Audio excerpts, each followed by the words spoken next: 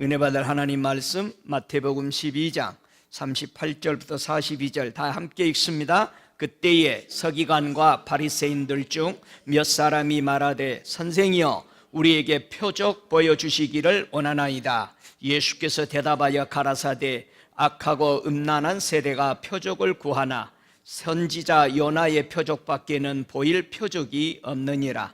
요나가 밤낮 사흘을 큰 물고기 뱃속에 있었던 것 같이 인자도 밤낮 사흘을 땅속에 있으리라.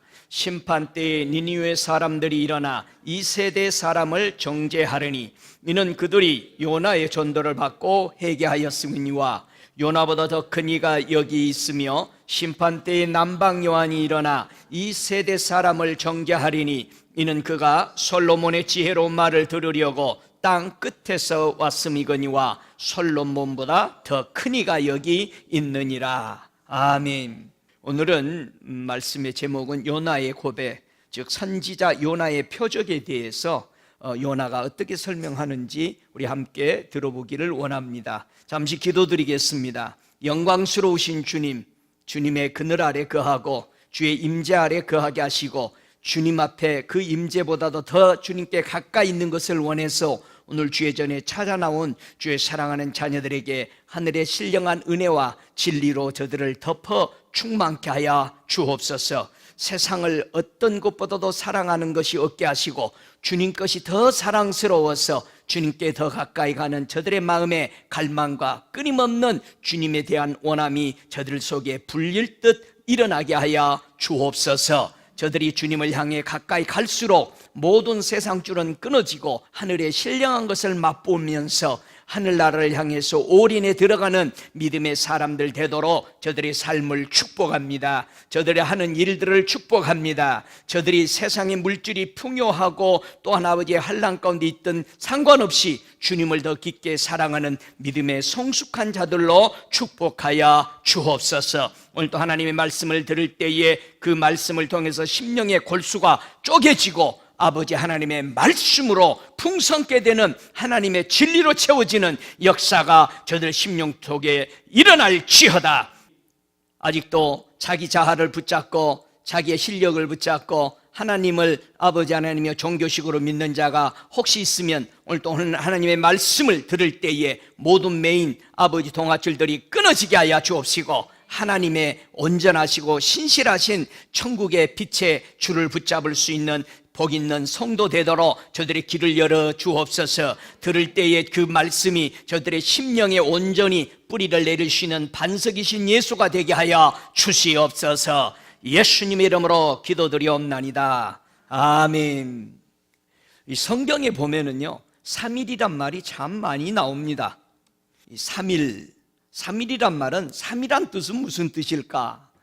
창세기 모든 숫자의 풀이는 창세기 1장에 가서 다 풀어야 정상적으로 풀립니다. 사람들은 자기 지혜로 철학으로 숫자를 풀고 합니다. 그러나 창세기 1장의 9절로 13절에 보면은 셋째 날 3이라는 숫자가 나옵니다. 3이라는 말은 말 그대로 드러나다 라는 뜻입니다. 무언가가 감춰져 있는데 셋째 날에 물을 한 군데 모으고 물속에 감춰져 있을 때 무슬 드러나라 하니까는 보여지면서 물이 한 곳에 모여지고 그 다음에 땅이 드러나게 됨으로써 셋째 날, 그리고 특별히 우리가 귀중하게 보는 것은 셋째 날은 씨를 맺지 못하는 씨들이 과목에 열매들이 열리지 못하는 과목들에게 열매가 맺히는 뜻이 바로 3일이라는 수입니다.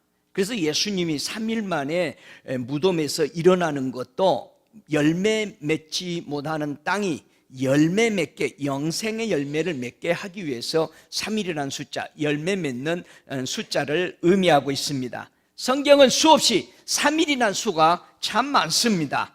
특별히 예수님이 사랑하는 나사로 가정을 특별히 사랑했습니다. 근데 나사로가 죽었다는 소식을 듣고 바로 달려가는 게 아니라 거기서 이틀을 더 유했으니까 겨우 그 소식을 듣고, 그러니까 3일 동안에 그 나사로가 죽기까지 기다리는 모습을 볼 수 있습니다. 그래서 그 3일 동안에 죽은 다음에 나사로 무덤 속에서 무덤으로 말미암아 사망에 있는 자를 살리는 열매가 맺는, 이제 죽음이 더 이상 예수 앞에 어떤 권세를 부리지 못하는 것으로서 예수님이 가서 무덤을 바로 깨고 열어내는 하나님의 놀라운 역사를 보여주는, 열매 맺는, 이제 3일이라는 말은 드러내는 거죠.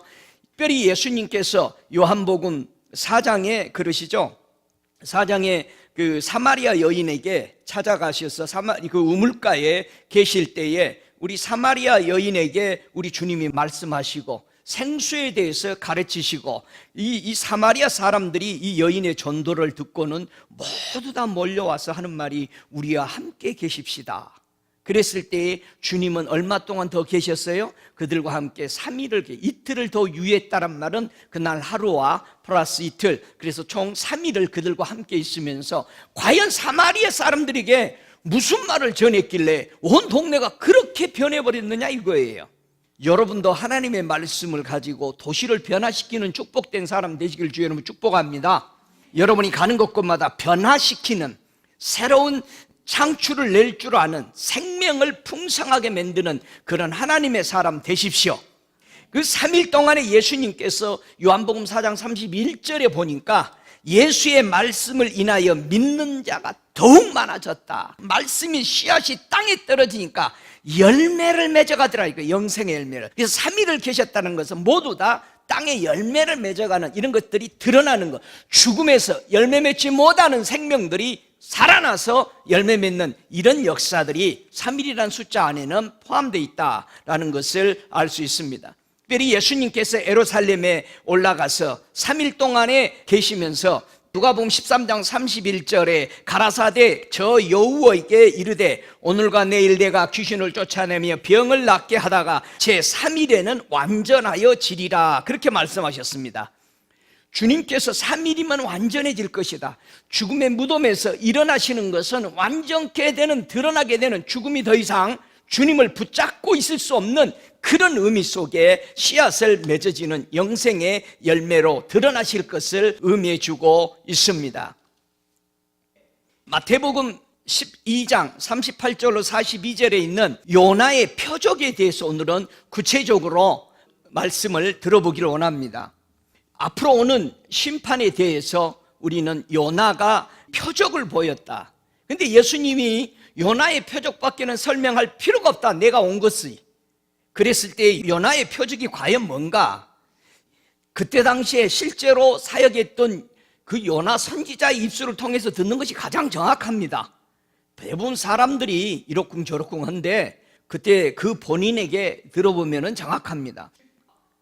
천국을 방문한 목사님에게 요나가 직접 설명하는 요나서 전체를 함축해서 설명하는 거기 때문에 요나의 표적에 대해서 우리는 이것을 듣고 예수님이 그 코멘트를 어떻게 하시는지를 듣고 우리 함께 은혜 받기를 원합니다. 이 말씀은 책에 나와 있지만은 오늘 이 설교에 이보다 더 정확한 설명이 없기 때문에 이 말씀을 함께 나누기를 원합니다. 이 요나서 3장 3절에 보면은 그 큰 니느웨 성을 외쳤다고 되어 있습니다. 야고보서 2장 13절을 우리 함께 찾아서 읽어볼까요? 야고보서 2장 13절은 요나서는요 니느웨 성의 심판에 대해서 외친 겁니다. 뭐에 대해서 외친 거라? 심판이 온다. 잘 들으세요. 심판이 온다. 요나서는요 교회의 심판이 오는 것을 외친 겁니다. 그러면은 저 소돔 고모라에서 외친 롯의 외침은 뭐에 대한 외침 심판이었어요? 개인적인 심판이었습니다. 그래서 우리가 수요일 날 개인적인 롯이 소돔 고모라에서 외친 소리를 들었습니다. 자, 오늘은 요나의 외침 소리를 듣기 위해서 심판을 이길 수 있는 게 뭐라고 돼 있어요? 야고보서 2장 13절에 다 함께 읽습니다. 긍휼을 행하지 아니한 자는 자에게는 긍휼 없는 심판이 있으리라. 긍휼은 심판을 이기고 자랑하느니라. 긍휼이 없다. 무슨 뜻입니까? 여러분은 긍휼이 있어요, 없어요? 있어요. 긍휼이 무슨 뜻입니까? 오는 하나님의 심판을 모면할 수 있는 것은 뭐다? 긍휼이 있으면 모면을 할 수 있다. 근데 긍휼이 없다는 것은 무자비하다는 뜻이거든요. 뭐가 긍휼이 없는 뜻이냐? 하나님을 마음에 두기 싫어한 자를 가리켜서 긍휼이 없는 자다라고 말합니다. 여러분의 마음에 하나님이 계십니까? 할렐루야. 마태복음 9장 13절에 우리 예수님이 이 땅에 오셔서 말씀합니다. 너희는 가서 내가 긍휼을 원하고, 자, 주님은 뭐를 원한다? 긍휼을 원하고 제사를 원치 않는다. 긍휼을 원한다는 뜻이 무슨 뜻이라고요? 하나님을 마음에 두기 좋아한다는 뜻이에요.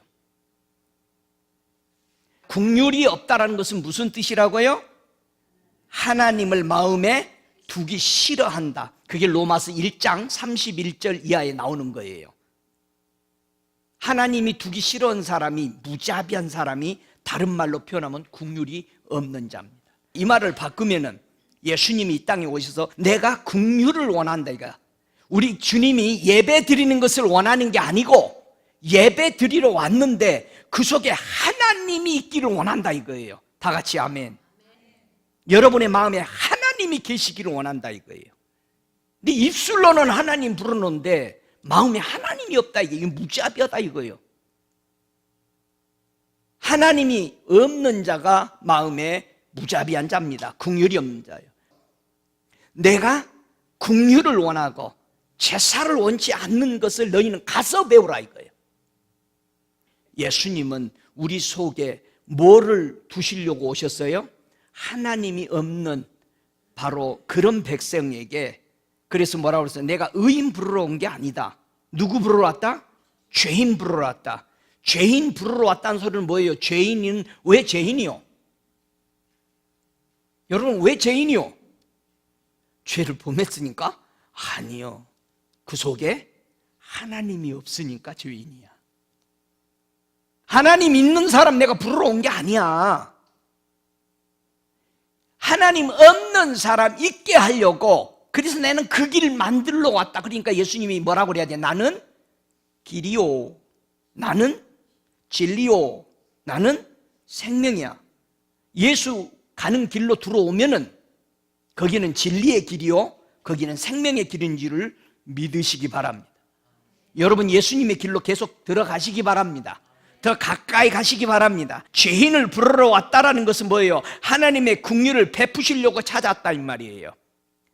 긍휼을 베푼다는 뜻은 하나님이 없는 마음에 하나님이 있게 하시려고 오셨다. 할렐루야. 그래서 하나님은 나는 죄인이다 그렇게 겸손하게 마음에 하나님을 두려고 하는 사람에게 바로 하나님의 심판을 모면할 수 있도록 그 속에 하나님을 주시려고 오셨다. 그래서 겸손한 자가 뭐를 받아요? 은혜를 받는 거예요. 오 할렐루야. 요나 선지자가 천국에서 이 목사님에게 증언하는 요나의 표적에 대해서 오늘 설명합니다. 그렇습니다. 하나님의 심판은 곧 땅 위에 드러날 것입니다. 그렇다고 할지라도 긍휼은 심판을 이깁니다. 하나님은 언제나 심판에 앞서 긍휼을 베푸십니다.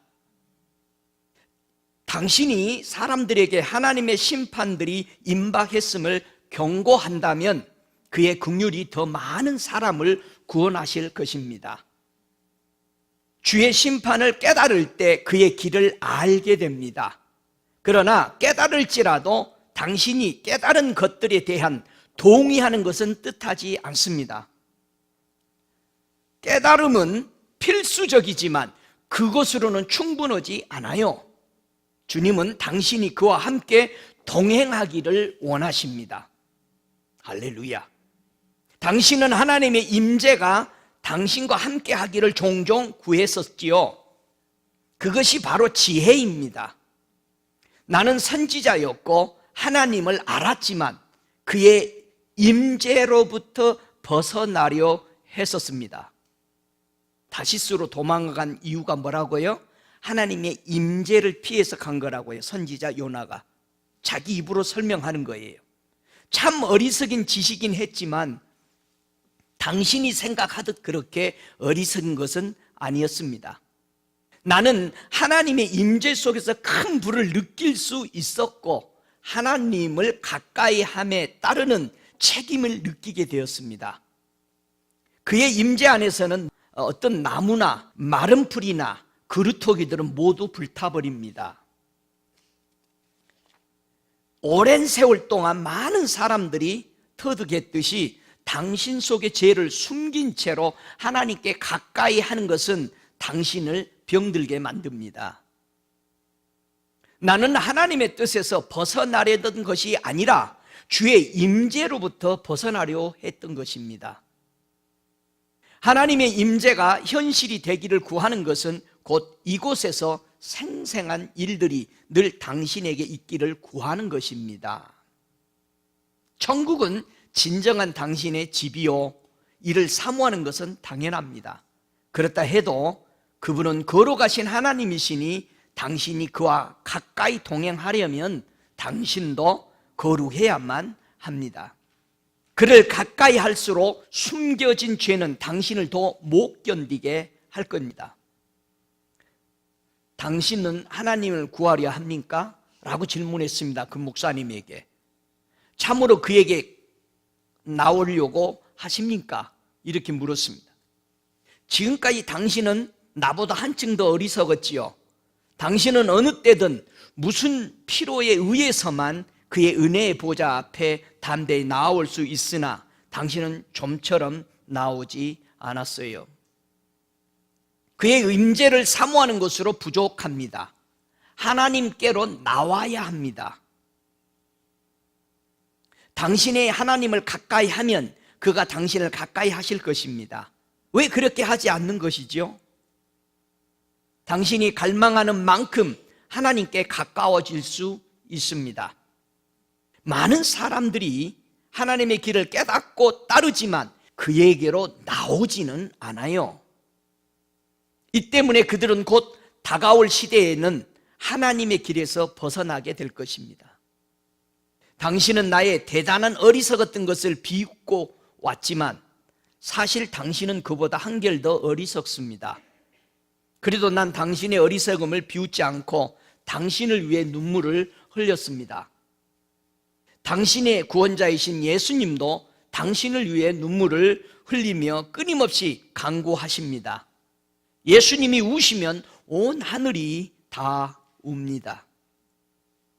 나는 주의 백성이 얼마나 어리석은지를 알기 때문에 우는 것입니다. 당신이 꼭 나갔기 때문에 내가 당신을 아는 것입니다. 그래서 교회가 바로 나처럼 그의 영광의 보좌 앞에 나가기보다 세상과 거래하려 다시스로 내려간 것이지요. 그러나 하나님의 심판은 검은 이 땅에 임박해 있습니다. 나는 당신을 너무 잘 알기 때문에 교회를 위해 우는 것입니다. 그때 이 목사님이 이 요나의 표적의 소식을 설명하는 증언을 듣고 그 앞에서 나는 죄인입니다. 나는 어찌해야 됩니까? 이때 요나가 계속해서 선지자가 증언합니다. 큰 폭풍이 이 땅에 언습할 것입니다. 여러분 반드시 심판 와요. 정말 옵니다. 나는 하나님께서 도망하면서 탔던 배 위에 폭풍이 덮쳤을 때 잠을 자고 있었어요. 교회도 역시 지금 잠에 빠져 있습니다. 나는 하나님의 선지자였음에도 당시에는 하나님을 모르는 이교도들이 나를 깨웠습니다. 지금도 교회도 마찬가지입니다. 이교도들이 지금 교회보다 더 잘 분별하고 있습니다. 그들은 교회가 잘못된 길을 가고 있는 것을 알고 있습니다. 그래서 교회를 뒤흔들어 깨워 당신들로 하여금 하나님께로 찾아가려 하고 있습니다. 내가 겪었듯이 이제 곧 세상의 지도자들이 당신을 간판 밖으로 던질 것입니다. 그들은 당신이 가고 있는 걸 그대로 가도록 내버려 두지 않을 것입니다. 당신이 하나님의 은혜를 아세요? 그리고 나면 하나님은 바다에 올라오는 큰 짐승을 통해서 당신을 연단할 것입니다. 그 짐승을 당신이 잠시 동안 삼켰다가 토해낼 것입니다. 그리고 그때 당신은 하나님의 메시지를 선포하게 될 것입니다. 이때 이 목사님이 질문했습니다. 짐승에게 삼키지 않고 싶어서 다른 길은 없나요? 이렇게 물었어요. 요나가 이렇게 설명합니다. 길은 있습니다. 어떤 이들은 이미 짐승의 뱃속에 있고, 잘 들어보세요. 지금 요나서에 이미 어떤 사람은 짐승의 뱃속에 있고, 어떤 이들은 바다에 던져지려 하고 있고, 어떤 이들은 아직도 잠에 빠져 있어요. 그러나 대부분 세상과 거래하려 잘못된 길로 가는 배에 타고 있습니다. 그러나 하나님의 심판하실 필요 없이, 자 보세요, 하나님의 심판을 안 받으려면 당신이 스스로 판단할 수 있습니다. 당신 스스로를 깨워 회개하고 돌이켜서 그가 보내시는 길로 간다면 짐승에게 삼키어질 필요가 없습니다. 이때 이 목사님이 질문했어요.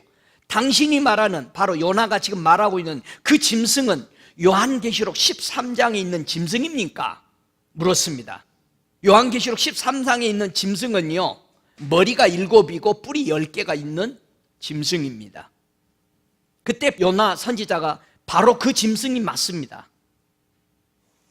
성경에서 보듯이 그 짐승은 성도들과 싸워 이기게 되어 있습니다.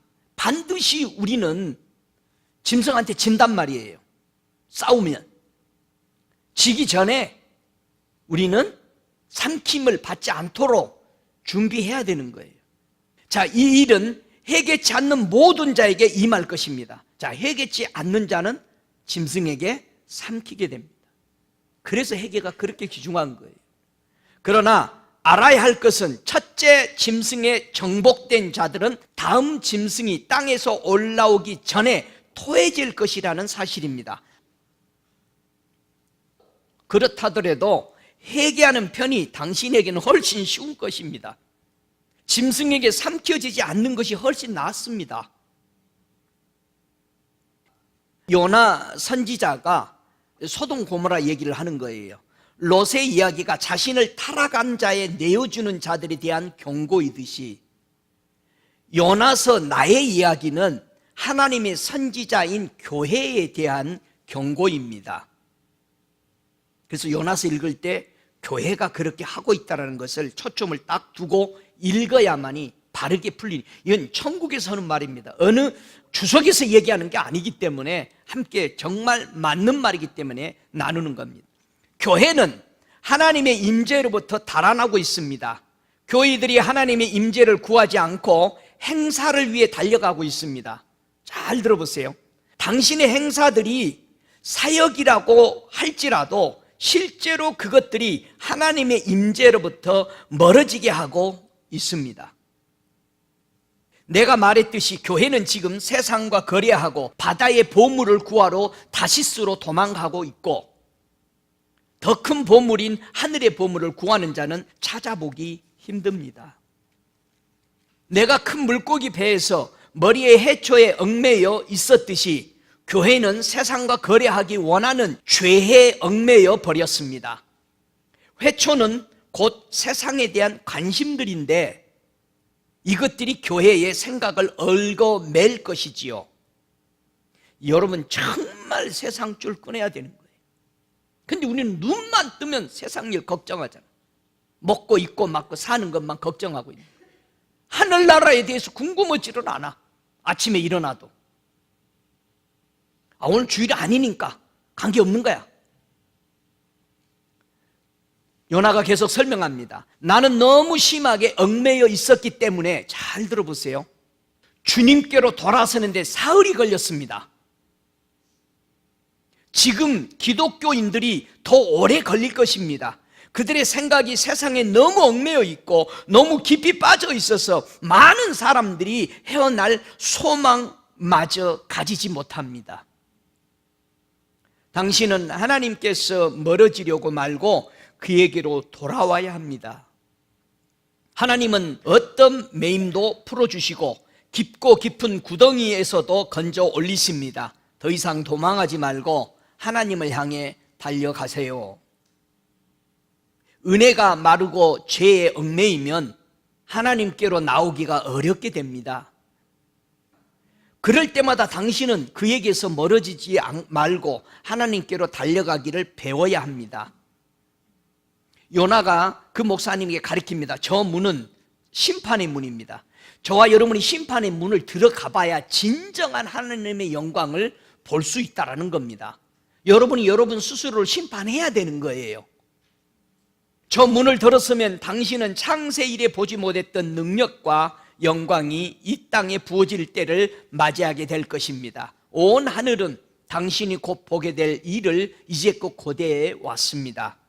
그때는 또한 대암흑기가 될 것입니다.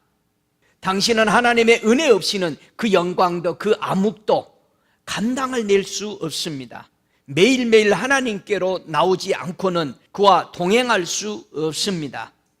당신은 하나님의 임재를 구해야 할 뿐 아니라 끊임없이 그의 임재 안에 거해야 합니다. 혹시 우리 교회에 일주일에 한 번 나오는 사람 잘 들어요? 요나가 설명합니다. 일주일에 한 번 교회에 와서 예배를 통해 하나님을 구하고는 나머지 날들은 세상을 구하는 식으로 주님을 따르는 자는 곧 실족할 것입니다. 환난이 올 때 자기 하인을 부르듯 하나님의 이름을 부르는 자도 곧 실족할 것입니다. 하나님은 모든 자의 주님이시고 모든 사람이 곧 이를 알게 될 것입니다. 먼저 하나님의 백성들이 이 사실을 알아야 합니다. 그래서 주님의 자녀로부터 심판이 시작될 것입니다. 여러분, 심판은 어디서부터 시작한다고요? 교회에서부터 시작해요. 에스겔서 9장 6절에 늙은 자와 젊은 자와 처녀와 어린아이의 부녀를 다 죽이되 이마에 표 있는 자에게는 가까이 하지 말라. 내 성소에서 시작할지니라 하시매 그들이 성전 앞에 있는 늙은 자로부터 시작하니라. 심판이 몇 번 있어요? 2번 있습니다. 지금 하나님이 교회를 먼저 심판하고 마지막 세상 심판이 오는 거예요. 그래서 우리에게 기회를 주는 거예요. 믿습니까? 그러니까 스스로 먼저 심판하세요. 짐승에게 먹히지 말고. 당신이 뭔가를 위해서 하나님을 부르는 것은 거짓 믿음입니다. 요나 선지자가 설명하는 겁니다. 당신이 뭔가를 위해서 하나님을 부르짖는 것은 거짓 믿음입니다. 당신이 원하는 것이 아니라 하나님이 원하시는 것을 구하려 그를 불러야 합니다. 어느 정도 믿음을 가졌다는 많은 사람들에게서 이런 거짓 믿음을 보지만 믿음과 거짓 믿음은 분간하기가 매우 어렵습니다. 천국에서는 말이에요. 하나님의 심판이 그의 자녀들에게 임할 때 그의 백성들은 이 2가지 차이를 알게 될 것입니다. 하나님의 일을 그분 없이 혼자 하려는 자들은 실족할 것입니다. 여러분이 아무리 좋은 일도 하나님 없이 한 것은 주님이 절대 모릅니다. 함께 하지 않았기 때문에. 여러분, 어떤 착한 일도 주님과 함께 하시기 바랍니다. 믿음은 있으면서 하나님을 멀리하는 자들이 많습니다. 이들이 하나님의 이름으로 큰 일을 행하더라도 그분은 그들을 알지 못하십니다. 하나님을 멀리하는 자들은 곧 그들이 어리석었음을 통단하게 될 것입니다. 하나님이 그분의 집을 위해 계신 것이 아니고 집이 하나님을 위해 존재하는 것입니다. 잘 들으세요. 교회가 하나님을 우지자지하는 게 아니에요. 우리는 하나님을 위해서 있는 거예요. 하나님의 뜻대로 가야 돼요. 근데 교회를 사람 뜻대로 움직이려고 그러잖아요. 사람이 모이면 교회 다 자기 마음대로 하려고 큰소리 치는 거 아니에요. 회의 들어가 보세요. 기가 막히지. 하나님의 그분의 집을 위해 계신 것이 아닙니다. 집이 하나님을 위해 존재하는 것입니다. 하나님은 그의 인내하심으로 그 자신의 집 밖에서 오늘도 문을 두드리고 계십니다. 부르시며 기다리시고 그에게 문을 열어주긴 자들에게 들어가시려고, 그렇지만은 문을 열어주는 사람이 너무 적습니다. 하나님의 음성을 듣고 문을 여는 자는 그분의 상에서 그와 함께 떡을 먹을 것입니다. 그들은 또한 그의 보좌에 함께 앉을 것이며 하나님의 눈으로 세상을 보게 될 것입니다. 주제넘는 판단으로 그의 상에도 보좌에도 함께 앉지 못합니다. 주제넘은 판단. 이게 뭐가 주제넘은 판단일까요? 자, 설명합니다. 이러한 판단이 인간을 처음 타락하게 했던 교만이며, 주제넘는 판단이 뭐라고요? 교만이라고. 이제 곧 땅에서 거두게 될 모든 어둠과 악도 그 잘못된 판단으로 인해 초래될 것입니다. 사단이 하나님의 영광을 보았을 때 바로 주제넘은 판단의 길로 돌아선 것입니다. 사단은 하나님의 임재 아래 거하면서도 그분께 등을 돌렸습니다. 이것이 바로 하나님의 영광을 보는 자, 그분의 임재를 아는 자들에게 가장 큰 위험이 될 것입니다. 당신이 본 것으로 인해 결코 주제넘게 판단하지 마세요. 환상을 보았다고 교만하지 마세요. 그러면 반드시 타락에로 빠지게 됩니다. 소돔 고모라에 살았던 롯이요, 천국에서 이 목사님에게 요나 선지자 옆에서 한마디 합니다. 요나는 말씀을 전하는 은사로는 이제까지 누구보다도 강한 기름 부음을 받았습니다. 소돔 고모라에 살았던 롯의 고백입니다. 기사와 표적은 없었어도 그가 말씀을 선포했을 때 사상 유례 없이 악했던 도시가 회개했던 것입니다. 3일을 외쳤는데, 만일 소돔에서 요나가 외쳤었다면 그 성은 오늘까지 남아있을 것입니다. 요나의 말씀 선포의 능력 그 자체가 표적입니다. 아까 요나의 표적밖에 볼 것이 없다라고 예수님이 했죠. 예수님도 이 땅에 와서 내가 말한 이것이 너희들에게 표적일 것이다. 말씀 선포. 이 능력은 그가 깨닫고 나서 물고기 뱃속에서 토해졌을 때 가지게 된 것입니다. 이 능력이 마지막 때 교회에게 부어주실 말씀의 선포의 능력입니다. 이 능력이 바로 주님께서 교회에게 부어주시려 기다리시는 죄를 깨닫게 하는 능력입니다. 여러분, 우리가 하나님 말씀을 읽고 듣고 설교를 듣고 말씀을 읽었을 때 죄가 생각나야 되는 거예요. 할렐루야. 죄가 생각이 안 난다면 우리는 무뎌진 겁니다. 교회가 그를 삼킬 짐승에게 토해지면 지극히 악한 자도 교회의 말을 듣게 될 것입니다. 교회가 지금 잠자고서 깨어나면은 유례 없는 교회의 능력이 발해질 것입니다. 그래서 잠자지 말고 이제 일어나야 돼요. 할렐루야. 이것이 교회에게 주실 요나의 표적입니다. 깊은 곳에서의 소생을 체험한 자가 선포하는 말이 곧 능력입니다. 이제 주님이 마지막 말씀합니다. 그 소리를 다 듣고 나더니 주님이 옆에 계셔서 예수님이 천국에서 이 목사님에게, 성도와 교회에게 경고하시는 말씀입니다.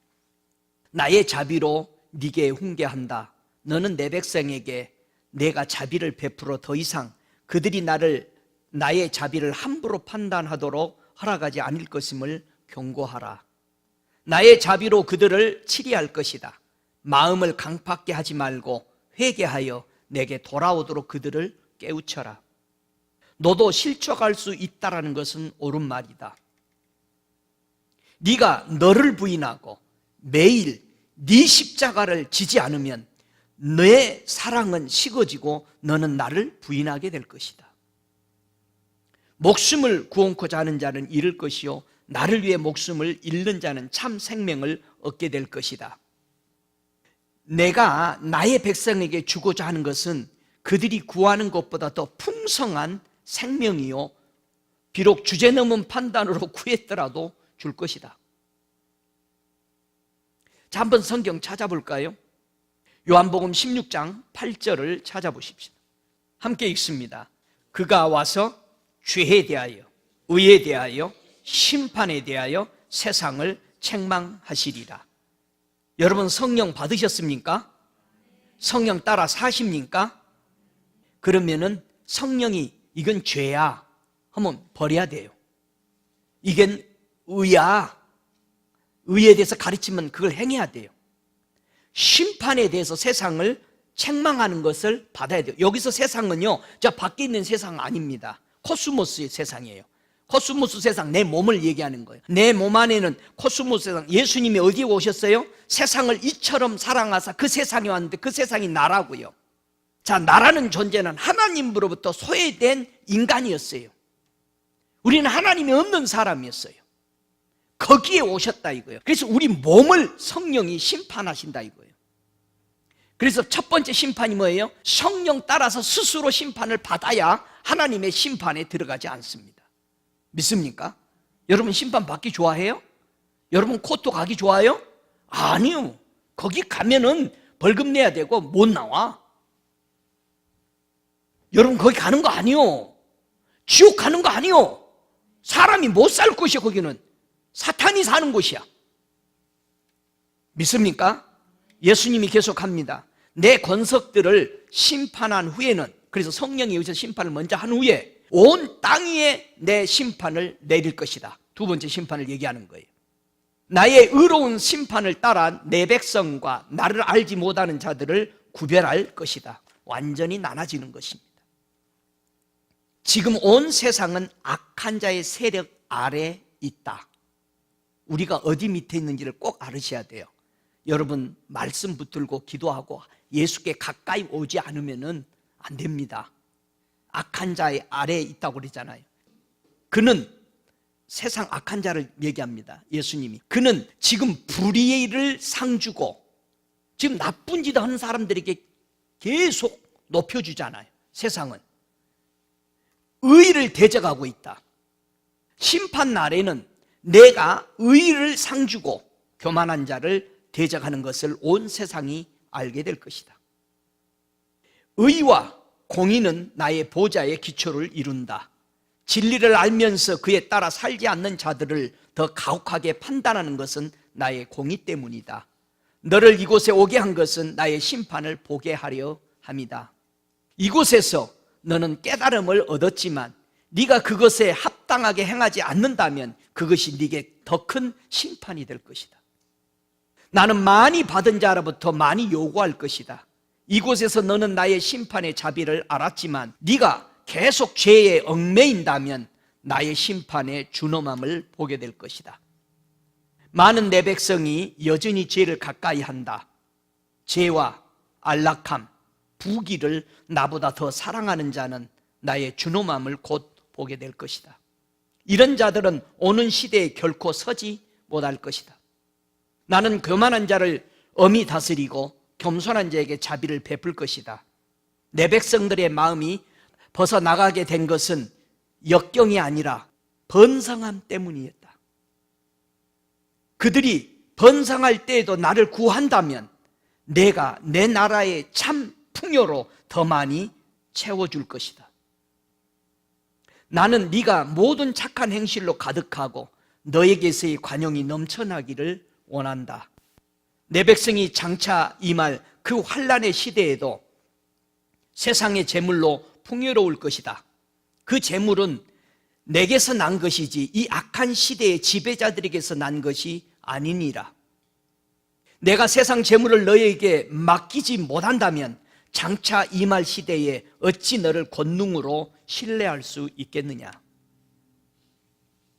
너는 풍요할 때에도 궁핍할 때만큼 열심히 나를 구해야 한다. 어려우면 교회 살아. 근데 문제 다 끝나면 없어. 제가 어디 붕에 갔더니 그러더라고요. 목사님 참으로 궁금해요. 뭐가요? 우리 성도 중에 한 사람이 제가요 수년 동안 봐왔는데요 교회에서 약 2년을 살았습니다. 살다시피 영주권도 없고 아무것도 없었어. 근데 영주권 딱 받고 나니까 2년이 딱 채워졌는데 한 번도 안 나오더래요. 그 뒤로부터 주일 예배만 나오고. 저는 그게 그렇게 궁금했습니다. 그 얘기를 하더라고요. 예, 그분은 주님을 찾은 것이 자기 목적을 위해서 찾은 겁니다. 목적이 이루어졌는데 뭐하러 나오겠어요? 사랑에서 나온다면 사랑은 끊어지지 않죠. 계속 나옵니다. 여러분 예수님 사랑해서 믿으세요? 그러시기 바랍니다. 처음에는 구원받기 위해서, 영생 얻기 위해서, 치유받기 위해서, 아니면 무슨 목적으로 왔을지라도 그분의 사랑을 맛봤다면 바꾸시기 바랍니다. 나도 예수 영생 얻으려고 왔었어요. 근데 그 영생을 얻고 나니까 사랑이더라고요. 나를 그렇게 사랑했더라고요. 나는 사랑해 준 사람이 좋잖아요. 여러분 사랑해 준 사람이 좋아요? 좋아요. 난 사랑해 주는 사람이 좋아서 그분을 사랑하게 된 겁니다. 할렐루야. 사탄도 풍성함을 준다는 것을 알지어다. 사단은 나를 시험했던 그대로 내 백성들을 끊임없이 유혹하고 있다. 사단은 그에게 절하고 경배하며 그의 길을 따르고 섬기는 자들에게 이 세상의 나라들을 줄 것이다. 세상에 속한 풍성함과 나의 나라에 속한 풍성함이 있다. 다가올 심판을 통해 나의 백성들이 그 차이를 알게 될 것이다. 이 악한 시대의 지배자들을 섬기며 이 시대의 길을 따르며 풍성케 된 자들의 재물은 홍수가 닥칠 때 그들의 목에 매어 달린 연자 맷돌이 될 것이다. 모든 사람이 곧 진리를 따라 심판을 받게 될 것이다. 나로 말미암아 풍성케 되는 자는 자신의 풍성함을 위해 진리를 양보하지 않을 것이다. 성경 로마서 6장 23절을 예수님이 해석하십니다. 천국에서 한번 찾아보세요. 로마서 6장 23절 함께 읽습니다. 죄의 싹은 사망이요 하나님의 은사는 그리스도 예수 우리 주 안에 있는 영생이니라. 싹은 몇 가지가 있다고요? 싹이 두 가지가 있어. 첫 번째 싹은 죄의 싹이 있어. 두 번째는 무슨 싹이 있어요? 의의 싹이 있어. 다 싹은 두 가지가 있다. 죄의 싹, 의의 싹. 죄의 싹은 뭐예요? 사망이야. 죄 지었으니까 죽는 거예요. 그 싹 받은 거예요. 의의 싹은 뭐예요? 뒤에 의의 싹이 안 보이죠? 하나님의 은사는 그리스도 예수 우리 주 안에 있는 영생이니라. 영생은 우리가 의의 싹으로 당연히 예수 믿으면 받지만 우리 주님은요, 여기서 의의 싹은 뭐라고 설명해요? 의의 싹은 평강이요, 다시 평강이요, 기쁨이요, 영광이요, 존귀니라. 할렐루야. 주님이 이렇게 설명을 하는데 얼마나 기뻐요. 다시 의의 싹이 뭐라고요? 평강, 기쁨, 영광, 존귀. 그래서 주님 뭐라고 그래요? 누구를 만나면 얘는 나의 존귀한 자니라고. 저는요 그런 성도 만나면 얼마나 기쁜지 몰라요. 그래서 얘는 내가 존귀한 자다. 주님이 우리를 그렇게 기뻐하고 영광스럽게 생각하고 존귀하게 여긴다는 거예요. 그럼 우리는 말할 것 없이 나를 존귀하게 여겨주는 분을 더 높여야 되죠. 할렐루야. 자, 옆에 사람 보고 주님이 존귀하시다고 합니다. 여러분 존귀한 분이요. 자, 하나님이 의의 싹은 평강, 기쁨, 영광, 존귀. 그래서 내가 높여지면 너희들이 나를 높이면 나도 너희들을 높일 것이다. 믿습니까? 주님이 마지막 말씀하십니다. 모든 사람들이 그들이 마땅한 싹을 받을 것이다. 이것이 심판이다. 그리고 그 심판이 하나님의 집에서부터 시작되는 것이 공의다. 할렐루야. 다 같이 일어나셔서 이 시간 우리 함께 하나님 앞에 나아가는 은혜 속으로 들어가시기 바랍니다. 우리 일어나서 이 시간 기도할 때 그 말씀 속에서 요나의 표적에 대해서 오늘 잘 배우도록 듣도록 하셨습니다. 그렇기 때문에 나는 우리 주님이 내게 가까이 오신 그 표적 그대로 따라 이제 오늘 이 말씀을 요나가 교회에게 깨어 일어나야 되는 이것을 오늘 들었으니 정말 하나님의 말씀 따라 고백하며 나가시기 바랍니다. 주님, 그동안 임재는 좋아했지만 주님 가까이 오는 것은 너무나도 게을리했습니다. 예수 믿는 건 좋지만 주님 앞에 가까이 나오는 것은 너무나도 내가 무시하고 살았습니다. 이 마지막 시대에 주님 없이는 이 암흑한 세대, 주님 오시기 전에 이 세상에 한번 흑암이 휩쓰는 고난 역경, 이것이 올 때에 주 없이는 살 수 없습니다. 주님 믿어서 영생 얻고 구원 얻는다라고 알고 있지만 예수를 더 가까이 정말 주님 따라 행하는 일이 너무 없었음을 고백합니다. 여러분 고백하시기 바랍니다. 여러분 고백하십시오. 이제는 하나님 여호와는 성도에게 복을 주시고 성도를 지키시기를 원하시며 하나님 여호와는 그 얼굴을 성도에게 비추사 은혜 베푸시기를 원하시며 하나님 여호와는 그 얼굴을 성도로 향하여 드사 평강 주시기를 원하시는 성부와 성자와 성령의 이름으로 축복하노라. 아멘.